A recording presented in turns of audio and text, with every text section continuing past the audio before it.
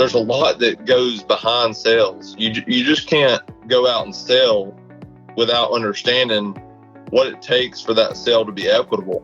It made me do all the calculations on what our costs were on these specifications and from a sales standpoint and what we needed to buy to make those work and to understand the financing and the covenants and why borrowing bases are so important and, what level of money we needed in a revolver. And I was able to hire a CFO and all of that as well that has, been invaluable through all of these processes. So going through that really put me on a path of saying, I can now have that service conversation where I understand what we can do better than our competitor. From a stability standpoint, from a service standpoint, from a quality standpoint, we were able to build a scale and we were able to build a process that is just better. Hello, everyone. My name is Chris Powers, and I want to thank you for joining me on the Fort Podcast today. This show is an open-ended discussion and journey covering real estate, business, entrepreneurship, and investing. I would love to hear from you by tweeting me at Fort Worth Chris on Twitter. Hey guys, it's Chris. Thank you so much for joining me today on the Fort. I have a good friend of mine, Jeff Warren, who's the president and CEO of South Georgia Pecan Company. For those that don't know, my family has been in the pecan business for decades, and we met when Jeff expanded his business into the El Paso area. He's got an incredible story of taking over a family business that was doing roughly $50 million in revenue, and during his 10 years of being there has grown it to over $300 million in revenue and continues to build an incredible company at a young age. They are now the largest nut sheller in the world. And today we talk a lot about the pecan business and how it works, not only domestically, but globally. We talk about Jeff's story and his impact on the business. And we just talk about a lot of the business nuance that is in an industry that is relatively small, filled with people that have been in the industry forever and, serve a great need. So thank you for continuing to join me on this journey, and I hope you enjoy this discussion. Jeff Warren, welcome to the show today. Chris Powers, thanks for having me on the show today. I am excited about this conversation. Let's kick it off with kind of your story growing up and kind of the journey you were on that kind of led you to the position that you're at today at Southern Georgia Pecan. So, born and raised in Valdosta, Georgia. Valdosta is really the heart of pecan country. It is far enough south that we don't get a lot of freezes in the springtime, which can really impact the crop. And I was born and raised just around pecans, and obviously with my family being in the processing business, it was always kind of inherent that I would be involved to some degree. I didn't, have some great intuition or type of roadmap presented to me when I was young to say, this is what you're going to do to end up as president and CEO of the company and have multiple locations and all different types of retail and wholesale distribution networks and all that kind of stuff. But when I was growing up, I was always in the plant, and I always really, really liked equipment. And, I got to work with all different types of people and personalities and got to see the good and bad and all of that. And as I really started to come into my own in high school was when I really started getting into the actual understanding of the processing side of this business, and not just kind of being around while other people were doing stuff and handing somebody a wrench or something like that. So that was really when I started to decide that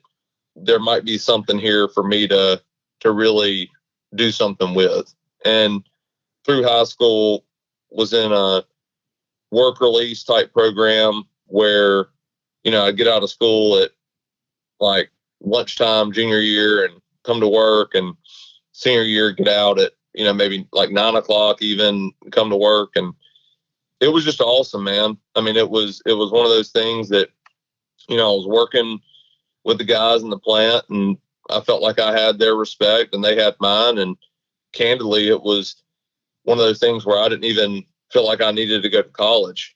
But that was really a firm requirement from my dad for me to come in at any executive level to the company, and rightfully so, with looking back on it. But I went to college here at Valdosta State, and I had originally planned to get a degree in mechanical engineering. There's a bridge program from Valdosta State to Georgia Tech, and it didn't take me long to figure out that I couldn't pass calculus. I think it was actually even pre-calculus, and that was probably not going to be my major.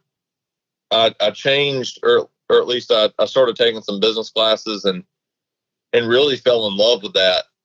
I'd always been on the plant side and the operation side of the company, and to have business classes that challenged me from a curriculum standpoint, where I could fill, the gaps with actual stuff that was happening at the company, was just awesome. And it really made all of the things that we did on the operations side pretty tangible from a financial and accounting standpoint. And so, having that base in operations, and then, being basically presented with all of this, curriculum that explained the basis for business, and being able to apply all the actual business information that was happening here daily to those principles was awesome. And it very quickly got my interest on the business side of our company. So I wouldn't say that I worked consistently through college. I did come in during season and all that type of stuff, and would still go on trips out west to Texas and all over, like I had my whole life growing up.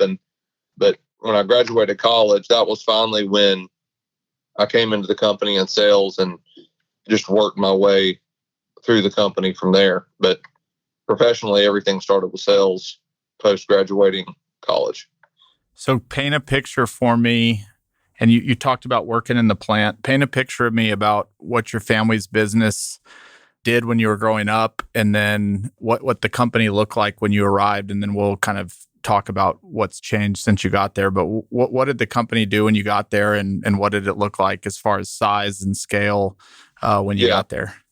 Dude, we were a really regional company. I mean, I thought that as a child, I would say even through high school, I thought we were a really, really big pecan company. And we've always been a major player, in the industry. But, we source primarily from, Central Texas East. And we were kind of a low input cost, or a low, procurement cost manufacturer that focused on basically ingredient pecan piece sales. We did have some retail accounts dealt with, but they were majority more regional, like Publix or Winn-Dixie or somebody like that. It was a very seasonal business. It was majority Q4, during, the holidays when bacon is big and all that kind of stuff. And, you would have huge spikes in direct labor, and, you'd have all hands on deck for 4 months a year. And I remember, Chris, even up until, 2010 type time frame, we would shell out of pecans in Georgia, which was the only plant we had for a long time, in like August. It was really planning, when you wanted to shell out, and all your contracts would be fulfilled, and, the plant would be down until new crops started being harvested in October. I can't even, I'd have a panic attack if that happened. That couldn't happen now. It's not even in the cards for us to ever shut down the plant. So, it was just a completely different ball game. It was very regional. It was very seasonal. You had people come on, and you had entire departments dissolve after the harvest season and after our peak shipping season. So, people floated around a good bit from a management standpoint and wore a bunch of different hats. And And, when we were a smaller company, that was able to be done. And y'all weren't growers of pecans. Y'all were buying from farmers and then shelling the pecans? Yeah. So, and we still are situated that way. So we do not grow any pecans. Growing up, I always wanted to be on the growing side and have that bolt-on side to make it more vertically integrated. And pecans, a lot of people don't know this, but there is no subsidy on pecans and like a government subsidy or any type of like farmer type financing like there is in almonds or walnuts. It's all, you have it to sell when you harvest it, and I buy it from you for cash that day. And, a load of pecans, I mean, a 45,000 load of pecans, say, for $2 a pound. I mean, you can easily have 100 grand in one, 45,000 pound load. Right. And when you're processing 30 to 80 million pounds of pecans a year, it's an extreme amount of capital in a very short time frame. And then obviously you're writing your contracts, your annual contracts with your customers as, your procurement is taking place, and your shipments through the months and those receivables are then what is coming back in to basically lower that line of credit or that revolver that you buy your inventory with. So it's a really, really intense time frame there. A lot of money going out. With that amount of money going out and us being just a family enterprise, we don't have any outside money. It's all us with a personal relationship with our bank, and a pretty traditional set of covenants is in place that basically say what we can do within what. And it didn't really make sense for us to go out and start putting even more capital into something like an orchard that could potentially inhibit us from being able to be nimble with cash. Right. So that was one of the best lessons my dad taught me, was at the end of the day, you've got to be able to be nimble in the procurement market. And the only way to do that is to have, the access to capital. Why are there no government subsidies for pecans, but there are for other nuts? There's a lot of questions around that. And there's a certain school of thought actually out in the industry right now that we should have a loan program similar to peanuts, where, farmers basically get a just right off the cuff at harvest amount of cash. And then they have a contract with a processor such as myself. And, it takes the burden off of me, and it gives the farmer cash at the time of harvest. And, the farmer and I will have a contract, and basically I'll redeem that contract as I need to pull the product in. And that's one school of thought. The issue is we are such a small crop. I mean, people don't realize this, but on a kernel basis, meaning, what you actually edible production on an annual basis, I mean, we're 30 times smaller than almonds, and maybe 10 to 12 times smaller than walnuts. So we don't really get the attention of those types of programs through the federal government. And frankly, walnuts and almonds don't even do that. Almonds don't even get government subsidies. They just have a very, very good transaction model between the processors and the handlers, where the handler will just give them that upfront capital, or the farmer is well financed enough that the farmer will actually determine with the handler, meaning me being the handler, processor, when to sell and what to sell for and all that type of stuff. And we're working towards that.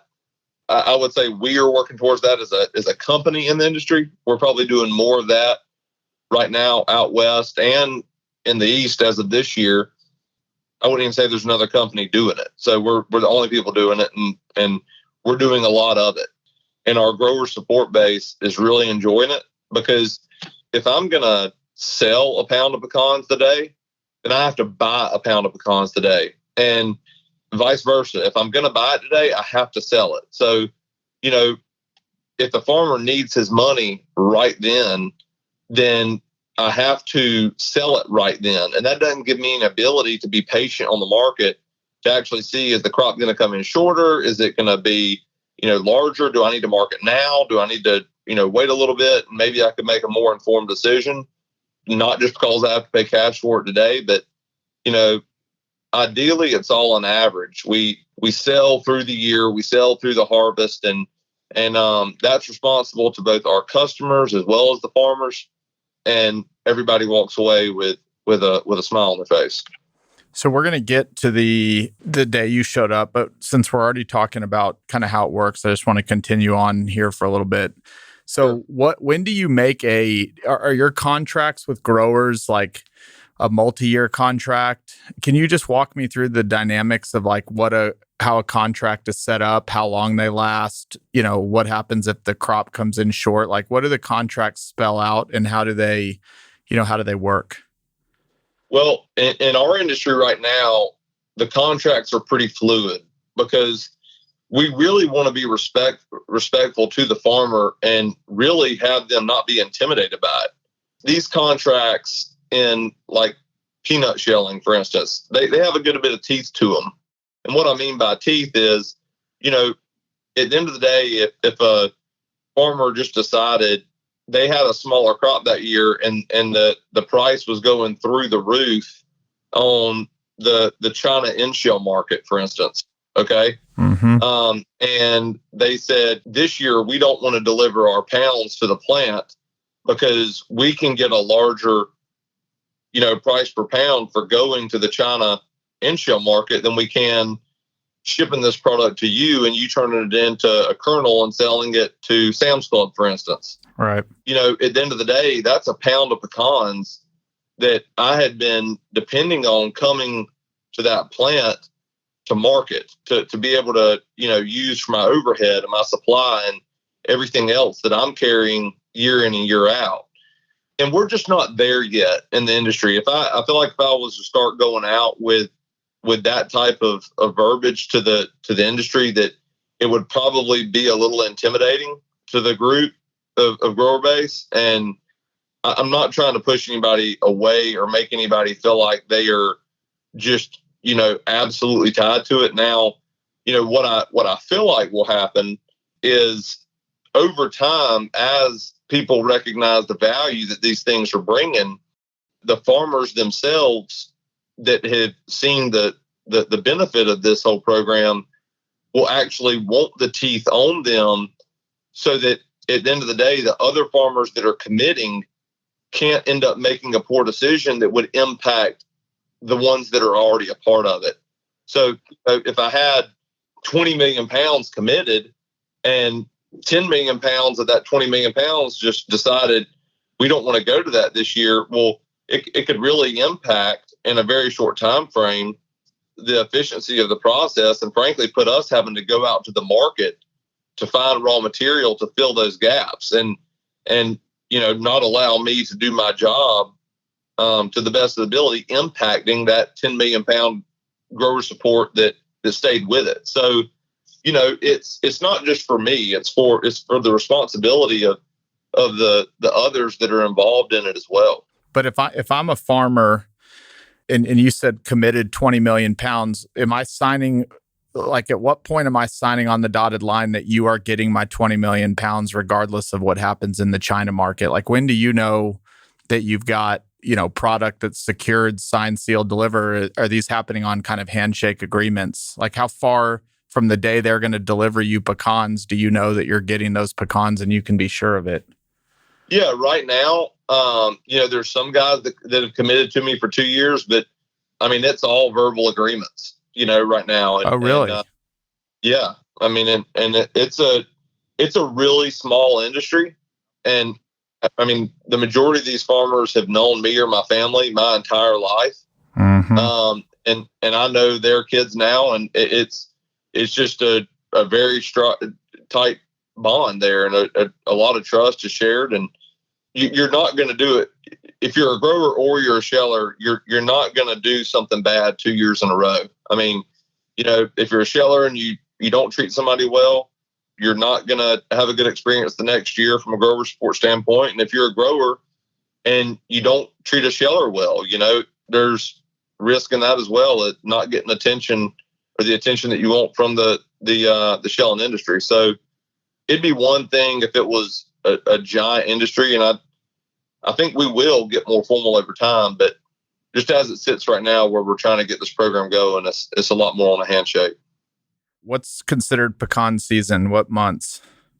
Well, it's becoming more and more global as we speak. So, what used to be the West and the East, meaning, basically Van Horn, Fort Stockton area, west was the West, and East was, basically the Dallas area east. It was kind of, two different times. So you would have Georgia get going very earliest, the end of September, beginning of October, and it would kind of move west from there. The San Antonio, Dallas, Oklahoma type area would get going a little later than that. It would start to happen more so in that November time frame. Mm-hmm. And then out west, Van Horn, Fort Stockton, El Paso, Las Cruces, all the way to California, they have shuck split on the tree and they let the nut dry on the tree. Whereas other parts of the world, meaning East mainly, green harvest, and they actually dry the pecans in big dryers in the plants. So the harvest out west has traditionally always been later. I would say that everybody targets to try to have harvest done by the end of the year, meaning Jan 1 type time frame. But what's taken place in our industry is the pecan has become global very, very quick. So the United States was the major player forever.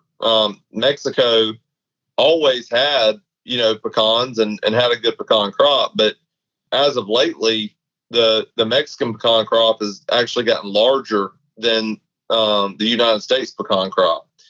And almost simultaneously, the South African pecan crop has started getting a lot larger as well. And when I say larger, I mean relative to what it was. So, call the South African pecan crop plus or minus 40 million pounds on any given year. I would say the Mexican crop is probably in the neighborhood of 300 to 350 million pounds on any given year. And I would say that the American pecan crop or the domestic pecan crop is hovering somewhere in that 300 million pound range. So with South Africa being on the south side of the equator, you may be scratching your head saying, 50 million pounds or 40 million pounds doesn't sound like that much, but they have no domestic processing demand. Thanksgiving and the fall of the year and all that kind of stuff, where we see a huge pickup in demand here from a consumption standpoint, that doesn't exist in South Africa. So with them being on the south side of the equator and having an exact opposite harvesting time frame than we do, China has really dominated that market. And with them dominating that market, what has come with that is a huge hedge for China as it moves into this, let's call it Western pecan crop from a globe standpoint, meaning Mexico and the United States. So what has started to happen now, Mexico is harvesting almost on the same time frame as Georgia. They're doing a lot of this early harvesting or green harvesting, as it's called in the industry, like Georgia is. And so China, hedging out of South Africa, is now coming west to Mexico and the United States and really making Mexico and the United States compete for that residual Chinese demand that South Africa doesn't feel. Yep. So we're working real hard now to try to, understand what we can do better to not allow, old marketing tendencies from a China standpoint or a processing standpoint, make people make bad decisions on the market, affecting the entire industry. Right. And just real quick, is Isn't the pecan being introduced into their diet relatively new, like in the last, I don't know, decade or 2 decades, or have they always had pecans? No, that's exactly right. And China, on average, brings in around 112 million pounds of pecans a year. That's their consumption. And Chris, the thing that is so deceiving about the Chinese demand is that, because it's been in the last 2 decades, to you and I, that seems like forever. I mean, you and I were 15 years old 2 decades ago. Yeah. And to the farmers that are the generation before us, it's like really new, right? I mean, a lot of these guys lived through BC days, like before China, Yep. where there was no China. And then the advent of that market really just changed the face of this industry for a long time. And now, with all this alternative supply, it's changing the face of it again, because they're finding that there are much larger cost elastic markets that can supply them with these, raw materials that they demand at better prices. And it's making that market much more fluid around their new year. And it's really being disruptive in the supply market.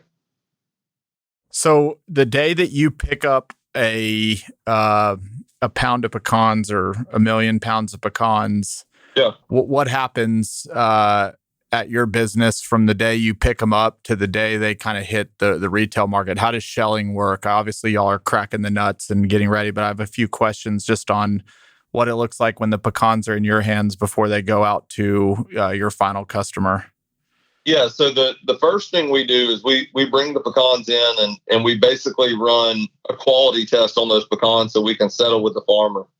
What that consists of, that you have a 1 pound sample of in-shell pecans, and we crack it out and we get all the edible meat out of it, and you have half a pound of edible meat, then that we say that in-shell yields 50%.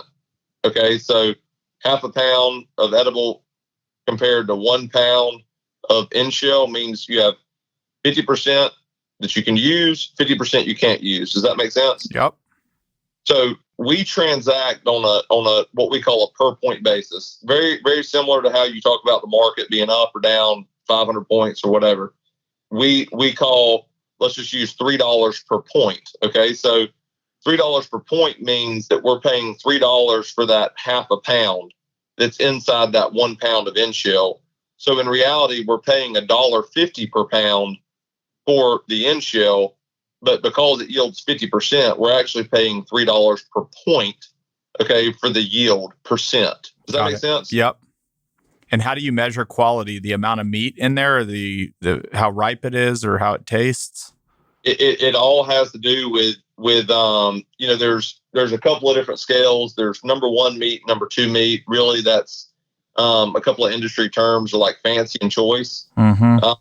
And if there's rot in the sample, then and it's 1% or whatever. The gross with rot may have been 51%, but there's 1% rot, so it nets out at 50%. Got it. Basically, we just pay off of that edible yield.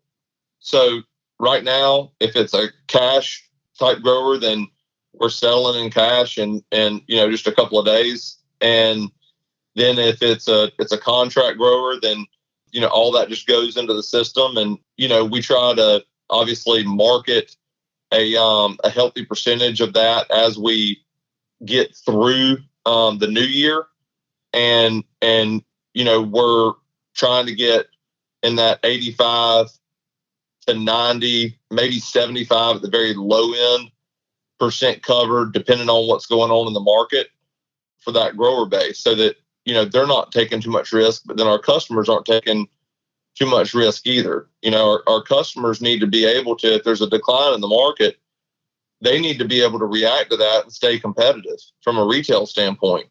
But the farmer also doesn't need to be subject to a dramatic amount of pullback either, Right. So it's really a large amount of responsibility at that point from a marketing standpoint, both to the customer and the grower.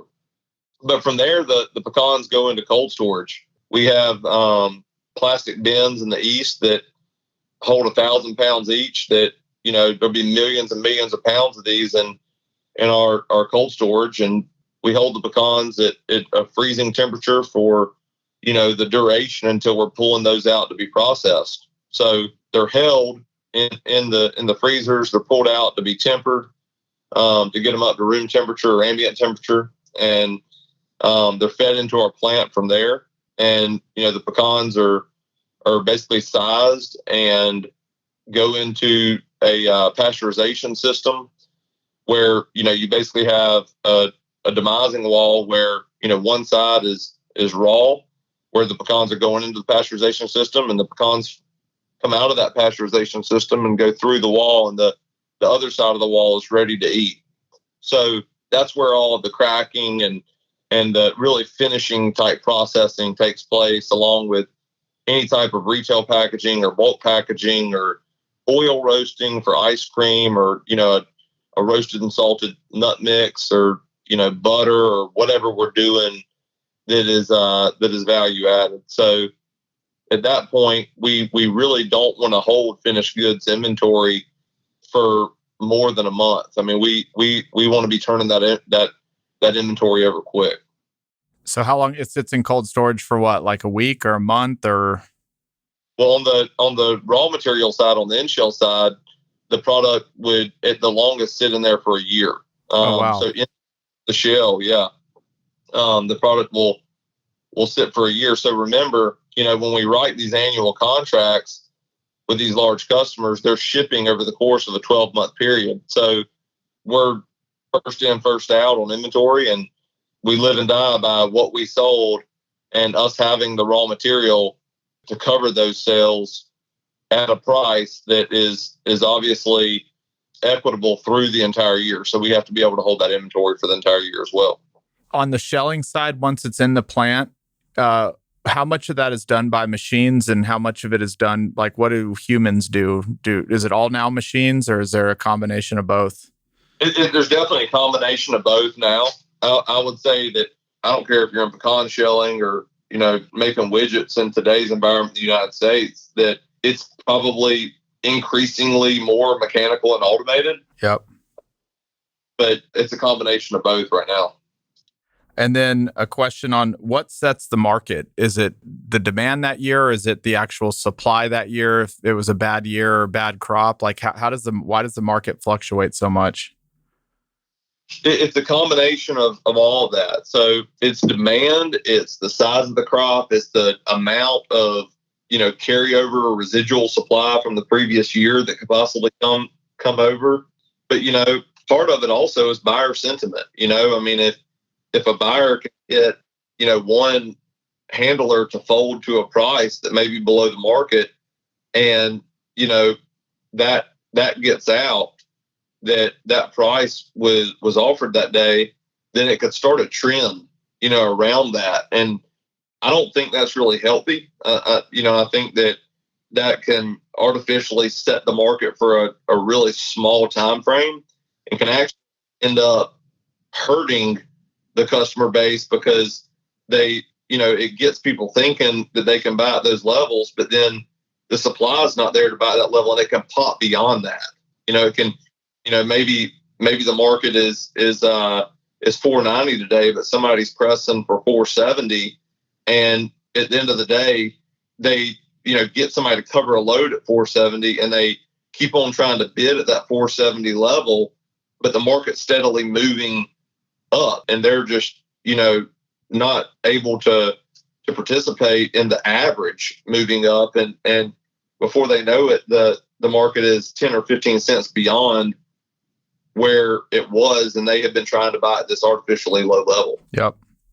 And then what causes a bad crop season? Is it mainly driven by just bad weather and maybe a drought, or are there other reasons why you might have a bad season? Well, it's out west. It can definitely be a drought. It seems like we're in a perpetual drought out west.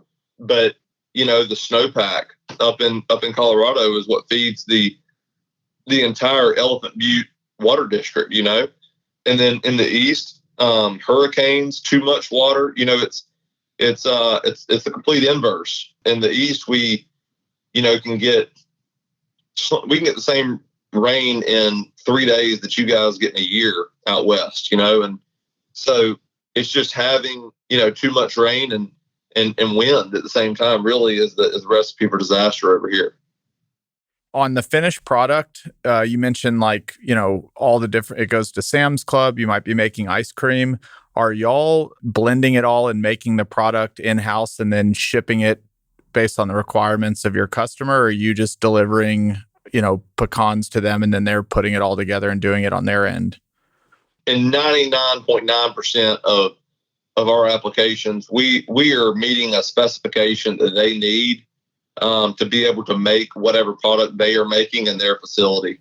Got it. Now, we do oil roasting in-house. We do dry roasting in-house. We make butter in-house, and we make a grain-free granola in-house. But really, all of the butter and the grain-free granola, that is really just kind of grassroots type branded new product type of exploration products, not something that's being done to an extremely large scale like the rest of our business. This might be a weird question, but if somebody has like a peanut allergy, does that mean they're allergic to all nuts, or is there a pecan allergy, or is it just kind of peanuts? So peanuts are a legume, and so there's a specific allergy for that, and that's why alternative nut butter, for instance, has been such a big deal. And in our plant, it's extremely big. I mean, we can't have any peanuts anywhere in our plants. And when we run almonds or we run walnuts, just from a packing standpoint, sometimes we'll bring truckload quantities of almonds and walnuts from out west and finished good type things and just bag them for distribution to some of our customers on the pecan side. Yep. And there's a very strict regimen of allergen cleanups. And I mean, it's a really, really serious deal in our space. So to answer your question, there is a specific pecan allergen, but then there's a tree nut allergen as well. Got it. All right, let's go back to now we'll get into some fun stuff just on your journey through the company. So it's a family business. How long had it been around in your family when you arrived in your sales role the first day? So my dad started working here in 1970. My dad was adopted from California, and he and his adopted family moved here when he was 17 years old. So he was adopted when he was a baby, but moved here when he was 17 in 1970. Started working here, bought the company in 1983, and obviously I was born in 85. So, by the time I graduated college in 2008, that had been 48 years. 38 years. You said it's a small industry. Are people like getting out of college and going into this industry, or is it kind of, if you were born into it, that's your road into it, or are there a lot of new kind of entrants into the industry?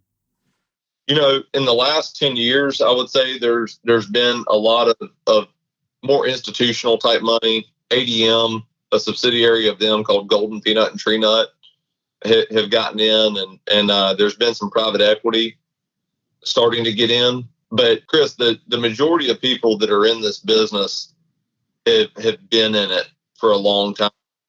There's not a whole lot of people that are grassroots getting into it.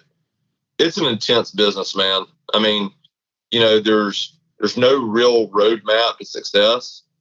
You kind of got to take it as it comes, and there's nobody to call to say, come build my pecan. Hey, I want to get in the pecan business. Come build me a pecan plant.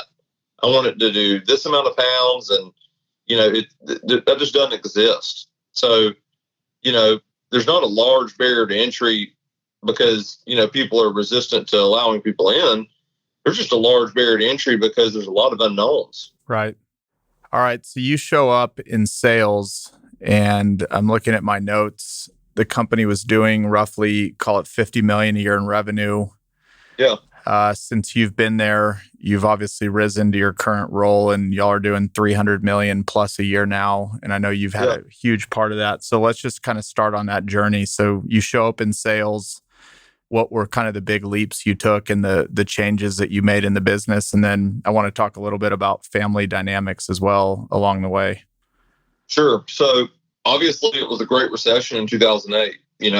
I literally graduated college and came to work down here, and it was a doom and gloom type environment. It was, my dad didn't know if, people would eat pecans through that whole event, that lasted a long time, and with us being a very cash intense, as I explained earlier, business where, large revolvers are required at times and all that type of stuff, you're really only as good as your financial institution, meaning your bank. And so when I came to work down here, my dad, it sounds cliche, but he was like, I want to be $100 million company and I want you to sell Sam's Club. Those were the two things he told me. And I'll never forget where I was standing when he told me that. And that first year, I think the only customer I sold was the fresh market. And it was really, really hard for me to put on the sales hat, and I'm not a golfer. Like I didn't grow up being able to really schmooze people. I just, I'd rather just kind of tell you what I can offer and provide a service, and, it's the best possible quality we can do. I don't want to badmouth my competitor and tell you why my product is better than theirs if it's not. And coming out of college, what my idea of sales was, I did not fit the mold. And that first year was extremely painful for me. Looking back through emails from that time frame, it's brutal for me to look back at now. But when 2009 rolled around, the fall of 2009, it was getting to the point where banks were locking down so much on pecan companies because, a lot of these companies have bounced around in profitability. Like they'll make money some years, they won't other years. It's just kind of a constant ebb and flow, and lots of volatility. So we were under the same scrutiny, but all of a sudden, I really started getting lots of inquiries coming in, asking if we could supply some of these larger type customers. Well, one customer in particular was pressing really hard, and I told my dad, I was like, I want to go to Bentonville to meet with these people, and so I did, and it was a fantastic meeting, and I felt really, really positive about it, and I'd given them a price indication, and they said that price indication would work, and the volume was probably one of our largest contracts to date, and it was a really inflated per pound market at the time, so it was a lot of money, and it would frankly get us pretty close to that $100 million mark, combined with a couple of others that were pressing. And so I was like, man, this is awesome. Year two, I'm able to do some business in Bentonville, and at the same time, I'm reaching this gross sales number that my dad has kind of charged me with. Well, when I came back and I was kind of getting all this stuff situated, and I was showing him what I had the opportunity to sell, he told me, he was like, Jeff, we can't do this. And I was like, defeated. I was like, what do you mean we can't do this? And he said, we don't have the capital to buy the raw material, and if we can't buy the raw material, then we can't sell it. Like, it's just a risk we can't take. And so, I was like, well, let's get the bank to come for a meeting and have this conversation. This is pretty easy to see. This is where we can buy the raw material. This is where I can sell it. And there's profit in this. And so we did. And I'll never forget, the bank told us, they said, you need to seek external sources of financing. And growing up, I'd been in, a few bank meetings, and I just always kept my mouth shut. And I'll never forget, I was like, I don't even know what that means. I don't know what external sources of financing means. We've always made money, and you always get what you want from us, and we've never been outside of covenant and all that kind of stuff. And they were just too heavily invested on the real estate side, and frankly, there was nothing they could do.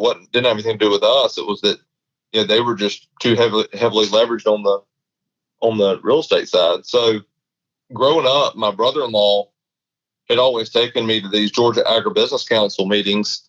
And, I was around the governor at the time, Sonny Perdue, and had just gotten to meet a lot of his staff. And Sonny had recently gotten out of gotten out of office and started a business in Atlanta with a few others. And he had always told me, if I needed anything to come see him.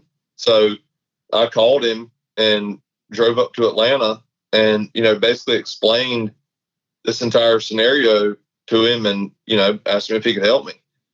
And that's when we got introduced to Rabo Agrifinance. They were a Dutch bank and they were trying to expand their middle market.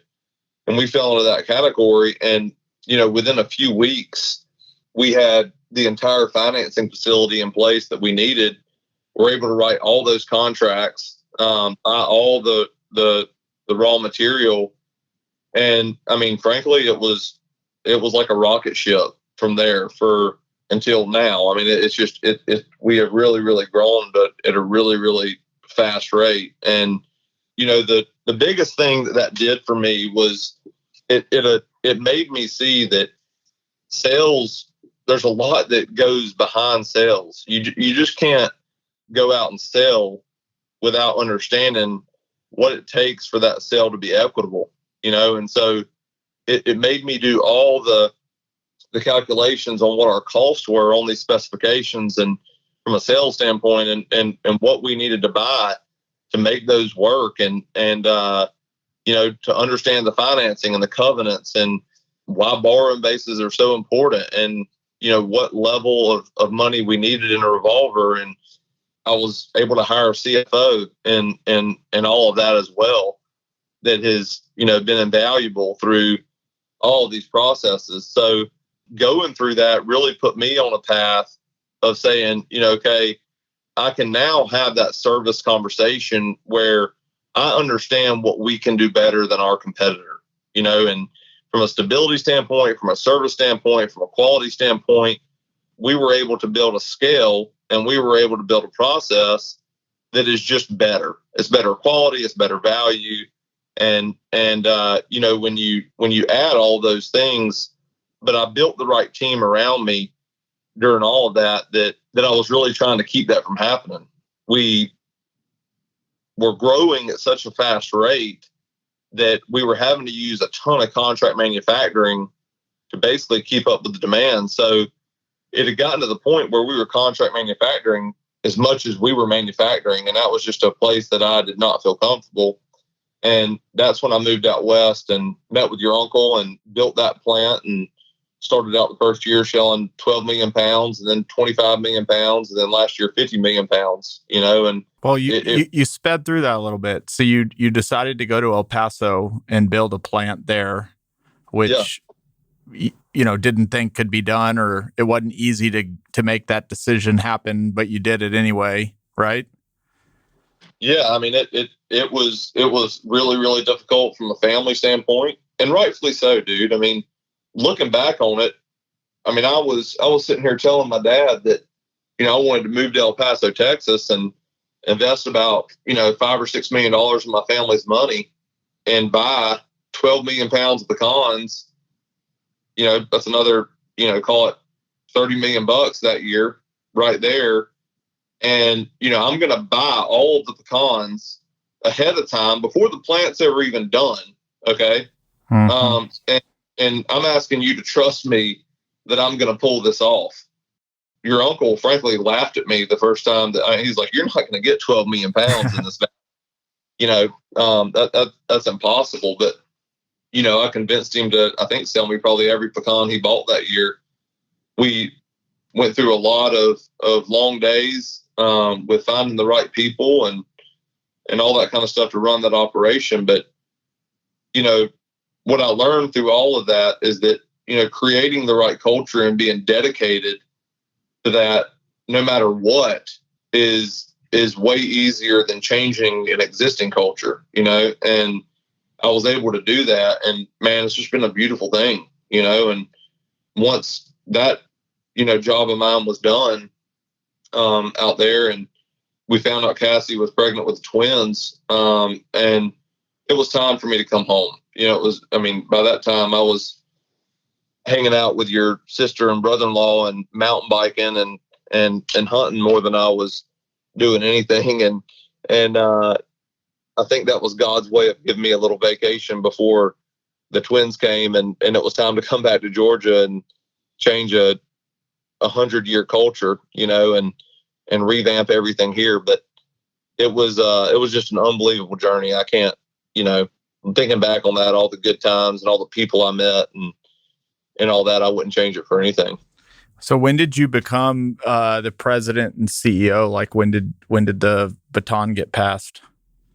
Dude, to be honest, it was pretty informal. Like, titles around here have been pretty informal for a long time. And so, I think I stayed vice president of the company all the way through the time I was in El Paso, and I really wasn't serving in a president role. Maybe I was, but I was a lot more on the ops side and the sales side, on a more micro level than really I feel like a president would be. And so when I came back and I'd hired and kind of passed the baton of true plant manager to that Western plant manager, and we started having the conversation here at the level of, hey, we need to hire a vice president of operations to really start to manage these two plants so that, I'm not putting out fires at these two plants, and I can, focus on managing the company and relieving my dad of some of his tasks. Where when I became president, and that was, I guess, somewhere around 2 years ago. And then about a year ago, Dad and I had had a lot of conversation, and there was a lot that I wanted to still do in Georgia if I was going to do, and I was going to continue to take the risk and do the things I was going to do. Then I needed to be responsible for that risk. And, frankly, my dad was not making a lot of the decisions down here anymore. And he should not be personally or held personally responsible for those if he's not. And so, he came off of the personal guarantee, and I took on the full thing and became CEO at that time. And so, we've made all those changes in Georgia now, and we just continue to become more efficient over here and out west as well. We, just bought 40 acres of land in East El Paso between, I guess, the 375 loop and Favens, and we're, leveling dirt there now and building our, lifetime home out there now. So, meaning lifetime processing facility. So it's never ending seemingly, dude. You can't stop. You got to keep going. I have a couple more business questions, and then we'll bring it home with some personal questions. But the first one is just, what are maybe the top 2 or 3 things? We don't have to go through everything, but 2 or 3 things that stood out to you when you think about changing a 100-year-old culture. How do you what are the 2 or 3 big buckets of things that you think that your work will impact to kind of change that culture? Was it obvious, the things that needed to change, or how did you think about it? It's obvious, but how to change it is not obvious. Yeah. And in every employee, there's assets and there's liabilities. In me, in you, there are assets and there's liabilities. There's things that you and I are good at, and there's things that you and I aren't good at. And it's really just finding the employees that have, the right assets. And that's the hardest thing, Chris, is that, everybody's good at something. Yeah. And it's just finding those people that are good at what you need them to be good at. And that's the hardest thing, is that, at the end of the day, it's really hard to let go of people or replace people that, are pretty good at some stuff, but it's just not what you need them to be good at right then to be competitive. So I would say, obviously the right person, once you make those changes, you've got to stay true to them, and change is not a comfortable thing. It's not. And it doesn't, in theory and all this stuff, you, as a business owner and as a CEO of a company now, I am very, very aggressive. as it relates to, attacking cost and attacking efficiency and being sustainable and all those types of things. And when you're planning all this stuff out, it feels so right and it feels so comfortable. But when you start implementing those changes, it does not. And if you are really making change, then nothing should be the same, right? Like your accounting department is like, this doesn't look right, or this isn't the same KPI or same metric that we were using, or this is the same one and this is not relevant anymore. Like, we have to start tracking this other one. That is not comfortable. So I would say embracing that and staying true to that. And then the other one is obviously doing the research. I was trying to push probably too hard to get our processing facility done out west, before tax code changes, or, is still going to go even higher than still is now with the infrastructure bill and all this stuff. And, I was, trying to design this plant out west extremely hard. And at the end of the day, I called my CFO last night and I was like, man, I just feel like we're pushing this.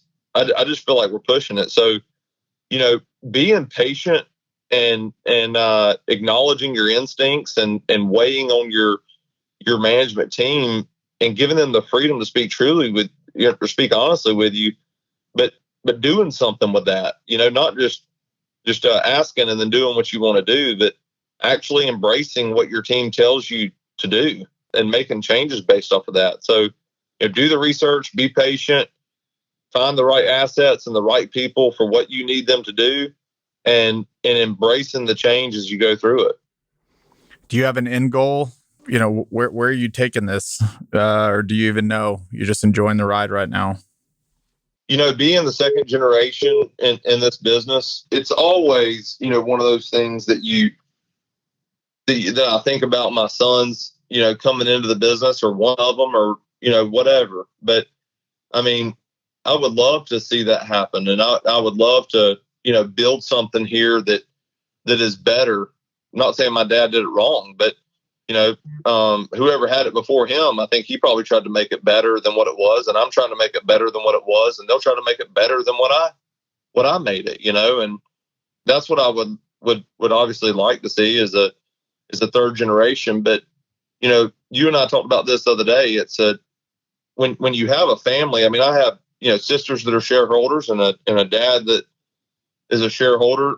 And when I'm both the shareholder and the CEO of the company, I have to be responsible to those shareholders. If something came along that, was 1 + 1 = 3 and it was right to do by the shareholders and I didn't see any more value potential in the business, then obviously there would be a lot to consider there. But, that is not our goal. Our goal as a company is to continue to get better and continue to evolve and keep processing pecans. And and you kind of had mentioned there are private equity and institutional players starting to enter the market, or have they not entered yet? They have, yeah. And I mean, they started entering in that 2012 type time frame, and they hired some good industry people, and I think that, all of that is built to sell again. They bought to sell. Yeah. That was always transparent. I'm not, and that's a model, but it's just not our model. A couple personal ones, and then we'll bring her home. I know you're busy. Sure. Do you have, after doing 110 of these episodes, it's become apparent to me that there's usually maybe a certain instance or something that happens early on in a kid's life that maybe changes the direction of, where they are today. So my question is, do you have a childhood experience or something that you kind of remember vividly that has shaped who you are today? Maybe it was, hanging out in the plants as a young kid, or, was there something that happened early on that maybe changed the direction of your life? Probably the most significant thing from that, relative to our conversation that I'll remember is Jasper Sanfilippo. I mean, Sanfilippo is traded on the I think it's the New York Stock Exchange now. Jasper was an innovator through and through in this industry, and I'll never forget going to his plant when this was when I was probably like 13 years old, 12 or 13 years old. And I'd gone out west with a guy that worked for us, that young in Selma. I'll never forget. Jasper was a big guy and towered over me at that age. And he had this unbelievable plant. It was just like walking into like Charlie's Chocolate Factory or something. And he came up and shook my hand and he just said, "I want you to know your dad is my biggest competitor." That just meant the world to me, the way that he did it. He was a big guy, but you could tell that he was really, really nice. And looking back on it now, it just means the world to me that he did that, because here was this, huge plant and this unbelievable, engineering marvel and all that type of stuff. And for him to come up to me and tell me that, it just gave me a lot of pride, from a really young age to look at this as something probably as much emotional as financial, that we have a lot of pride in what we do. And we work real hard and that's what my dad did. And it just really impacted me when he did that. That's awesome. I love it. What's the best advice you've ever received? The best advice I've ever received is probably when you have anxiety about something, when you know there's something that's bothering you, don't run from it. I don't care who's listening to this right now. They've had a situation where they didn't want to dig into a problem, or it was a problem that was just persisting that they kind of managed or whatever. And the older I've gotten and the more mature I've gotten, I just like to dig into those, especially even if they were my decision, and that's the heart of it right there is, a lot of the time when there are decisions, whether they're yours at Fort Capital or mine at South Georgia Pecan, and, things aren't going quite well, we want to try to be defensive towards those decisions or support them to a fault. And I think that, the best advice or the best example that I've gotten of the right thing to do is just to be objective towards all decisions, and don't wait until it's too late. Don't manage that problem until it actually becomes an issue. You can always go into it, and there's always a path to success. It's a matter of you embracing that mindset of not having to be right for yourself, but being right for the company. I love it.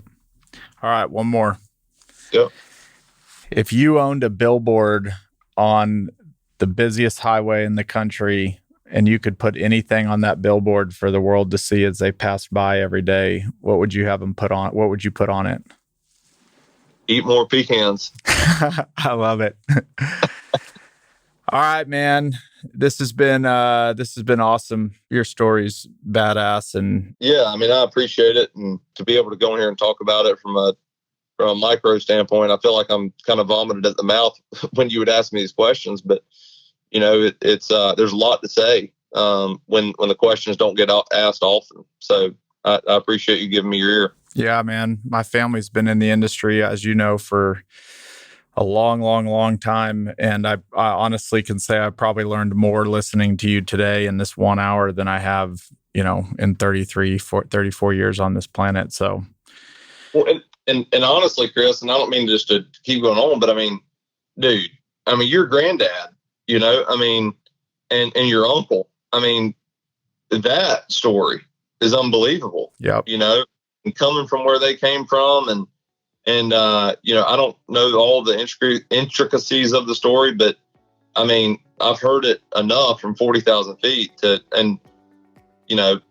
it's an unbelievable one in and of itself of what your family's done. It's a cool story. We're nut brothers. We're nut brothers. All right, buddy. Have a good one. Take care. Bye.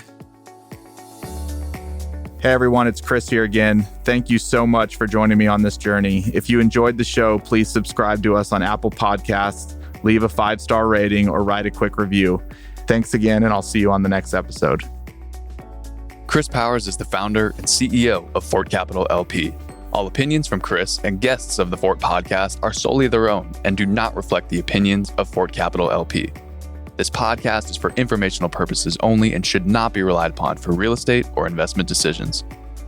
The Fort with Chris Powers is produced by Straight Up Podcasts.